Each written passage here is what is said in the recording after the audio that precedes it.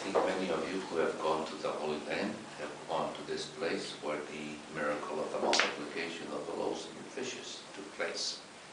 And you could see, you could see also the lake, and you feel a little bit of the hill, and you can almost imagine where all these crowds were gathered at the feet of the Lord. And where he then did all these great miracles of curing the lame, the blind, the deformed, the mute, and many others. As we were invited to enter into Advent, again we are invited by the church to dream and dream big. And we have to learn constantly how to dream big. Otherwise we get depressed.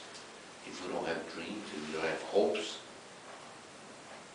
we surrender to death. But it's so the church always puts in front of us great visions, great things to think of, and it trains us. So as we're reading from the book of the prophet Isaiah, on this mountain, the Lord of hosts will provide for all peoples a feast of rich food and wine, choice wines, juicy, rich food and pure, choice wines.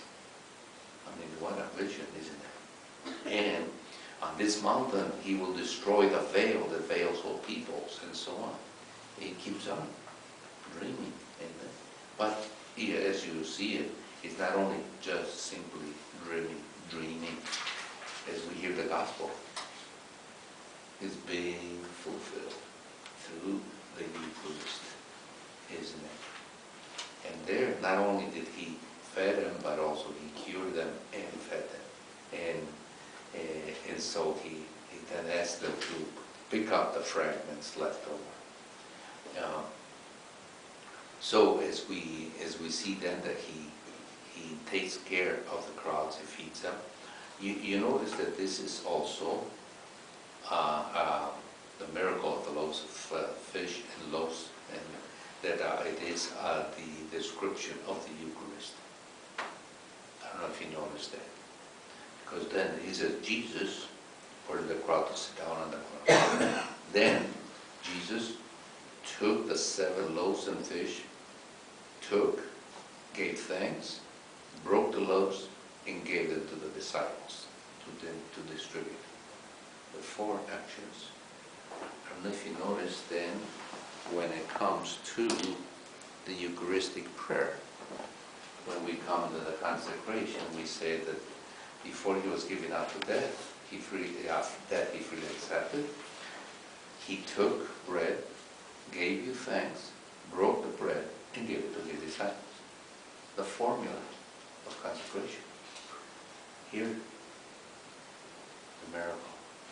So always look at those all those parts of the consecration, and then reflect then these. So the miracle of the multiplications is right here.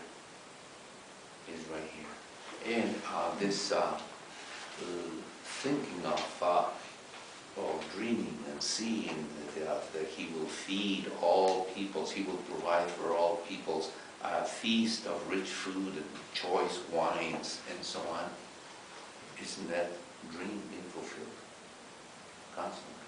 And so again, and then at the same time, this other thing in the psalm, I shall live in the house of the Lord all the days of my life. What a dream. And what a fulfillment that can be, and it is fulfilled at this time, at this moment in our lives, that we are living in the house of the Lord all the days of our life. Most powerful dream possible, and yet it's realizable and realized here. So the church then, as we enter Advent, keeps training us to see a much greater vision of life than what we go through. Open up our eyes. No wonder the Lord said, open up your eyes. I mean, this is the moment. You don't know when the Lord will come. So He's already here. He's already preparing us, and the church instructing us to to behold, the Lord comes to save his people. Blessed are those prepared to meet him. That's us.